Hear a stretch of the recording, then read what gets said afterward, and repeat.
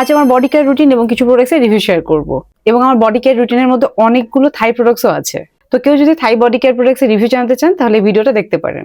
প্রথমে বুটসের একটা shower gel দেখাই। এটা হলো বুটসের cookies and cream shower gel, bubble bath and shampoo, মানে 3 in 1 একটা প্রোডাক্ট। এটা আমি শাওয়ার জেল হিসেবে রিসেন্টলি ইউজ করা শুরু করেছি।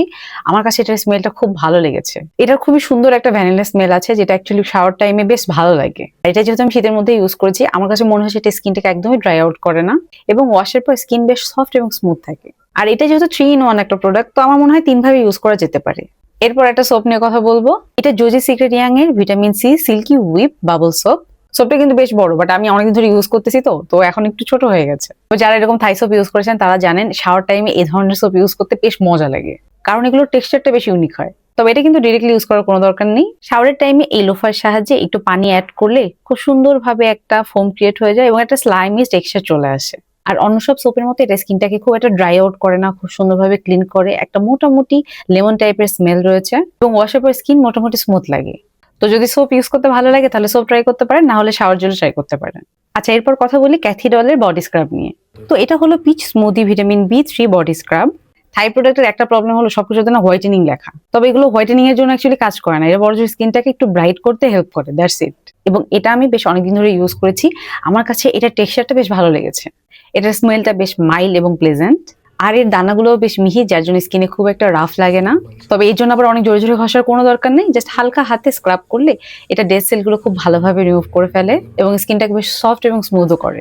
আর এটা ডিটেলসও দেখলাম, তবে ব্র্যান্ড যতই ক্লেম করুক না কেন, অ্যাকচুয়ালি ওয়াশ অফ প্রোডাক্ট স্কিনটাকে অনেক ব্রাইট করে ফেলছে বা অনেক কিছু করে ফেলছে তা কিন্তু হয় না। বডি স্ক্রাব গুলো মেইনলি ওই ডেড সেলটাকে রিমুভ করে স্কিনটাকে এক্সফোলিয়েট করতে বেশ ভালো কাজ করে। এগুলোর সাথে বডি লোশন এবং সানস্ক্রিন ইউজ করলে স্কিনটা বেশ হেলদি থাকে। আর এটা আমি সপ্তাহে 2 থেকে 3 বার ইউজ করি আমার স্কিনের প্রয়োজন অনুযায়ী। এটা আমি গরম থাকতে ইউজ করেছি, তখন আমার স্কিনটাকে এটা খুব একটা ড্রাই আউট করে নাই। তবে এখন যেহেতু অনেক শীত চলছে এবং স্কিনটা অনেক ড্রাই হয়ে গেছে, এখন এটা ইউজ করার পর আমি চেষ্টা করি খুব জলদি জলদি লোশন ইউজ করে ফেলার। আর শীতে স্কিন ড্রাই হওয়ার সাথে সাথে আরেকটা যে প্রবলেমটা হয় সেটা হলো রেগুলার বডি লোশনে সেরকম একটা হাইড্রেশন পাওয়া যায় না। তো স্কিন খুব ড্রাই এবং রাফ হলে সেক্ষেত্রে বডি লোশনের থেকে একটা ভালো অপশন হলো বডি বাটার ইউজ করা। আমি অলরেডি এটার বেশ কিছু ভালো রিভিউ দেখেছি। তবে এই ধরনের বডি বাটার কিন্তু সবার জন্য না, কারণ অনেকেরই স্কিন খুব একটা ড্রাই হয় না। দেখা যায় বছরে প্রায় সবসময় স্কিন একটু নর্মাল থাকে, না হলে অয়েলি থাকে। সেক্ষেত্রে বডি লোশন অবশ্যই ভালো অপশন।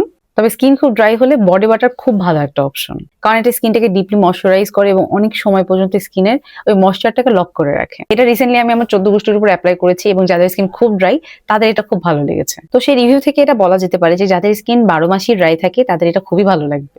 আর যদি বডি লোশন থেকে সেরকম একটা হাইড্রেশন না পান বা লং টাইম পর্যন্ত স্কিন হাইড্রেটেড না থাকে, সেক্ষেত্রে অবশ্যই বডি বাটার ট্রাই করতে পারেন।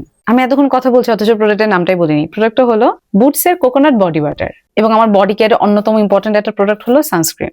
এটা ভ্যাসলিন গ্লুটাহায়া সিরাম বার্স লোশন, যেটা আছে SPF 50 PA+।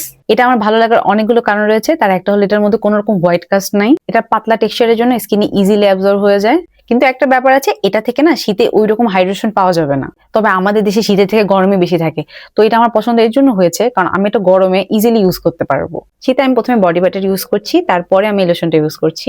তবে গরমে আমার স্কিন অতটা ড্রাই থাকে না, তখন এটা ইউজ করে আমার বেশ ভালো লাগবে। তো তখন আর আলাদা করে বডি লোশন লাগবে না, এটা স্কিনটাকে হাইড্রেটেড করবে, আবার সান প্রোটেকশনও দিবে। আবার সানস্ক্রিন ইউজের ক্ষেত্রে একটা ইম্পর্টেন্ট ব্যাপার হলো রিঅ্যাপ্লাই করা। তো এটা যেহেতু স্কিনে বেশ ইজিলি অ্যাবজর্ব হয়ে যায়, তো এটা রিঅ্যাপ্লাই করাও বেশ ইজি।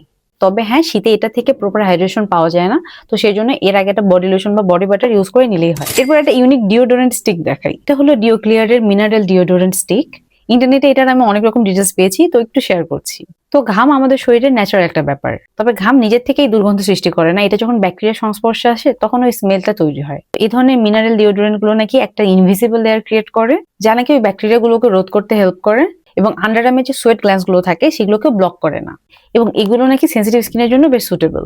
তবে এটা থেকে 2-1 দিনে এরকম রেজাল্ট পাবেন না, অনেক দিন ধরে ইউজ করতে হবে। আর এটা ইউজ করাও বেশ ইজি। আন্ডারআর্ম হালকা ভেজা থাকা অবস্থায় এটা বেশ সময় ধরে অ্যাপ্লাই করবেন। আবার চাইলে স্টিকের এই উপর অংশটা ভিজিয়ে নিয়েও ইউজ করতে পারেন।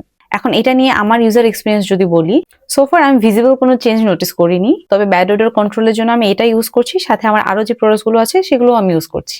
এবং এই প্রোডাক্টগুলো টেস্টিং এন্ড রিভিউর জন্য আমাকে পাঠানো হয়েছিল লা পিমরোজ পেজ থেকে। আমি পেজ কমেন্টে মেনশন করে দিব।